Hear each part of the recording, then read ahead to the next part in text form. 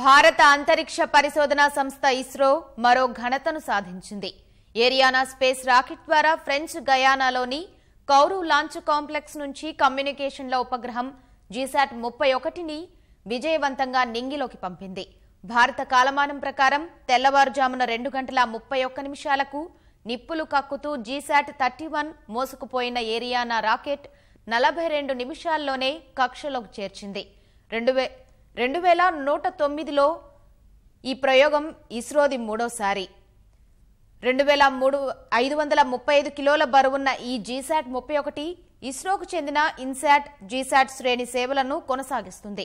దేశంలో 40వ కమ్యూనికేషన్ ఉపగ్రహమైన జీశాట్ 31లో కేయు బాండ్ ట్రాన్స్పాండర్లు I2K వంటి సాంకేతికతను అమర్చారు. 15 ఏళ్ల పాటు భారత ప్రధాన భూభాగంతో పాటు ద్వీపాలకు కూడా జీశాట్ కమ్యూనికేషన్ సేవలు అందించనుంది. వీసాట్ నెట్వర్క్లకు మద్దతుగా DTH సేవల కోసం ఈ ఉపగ్రహాన్ని వినియోగించనున్నారు. ఈ ప్రయోగంలో జీశాట్తో పాటు సౌదీకి చెందిన వన్హెల్లా శాట్-4 ఉపగ్రహాన్ని కూడా అంతరిక్షంలోకి ప్రవేశపెట్టారు. జీశాట్ 30 ఉపగ్రహాన్ని కూడా త్వరలోనే ఫ్రెంచ్ గయానా నుంచి ఇస్రో ప్రయోగించనుంది.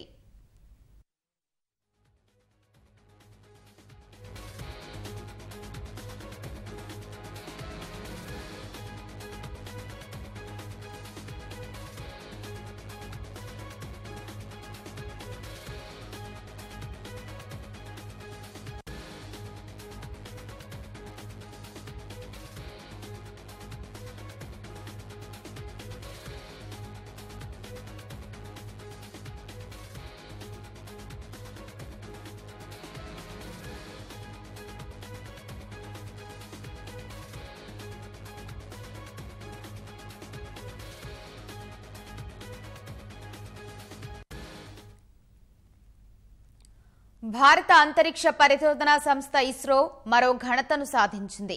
ఏరియానా స్పేస్ రాకెట్ ద్వారా ఫ్రెంచ్ గయానాలోని కౌరు లాంచ్ కాంప్లెక్స్ నుంచి కమ్యూనికేషన్ల ఉపగ్రహం జీశాట్ 31ని విజయవంతంగా నింగిలోకి పంపింది.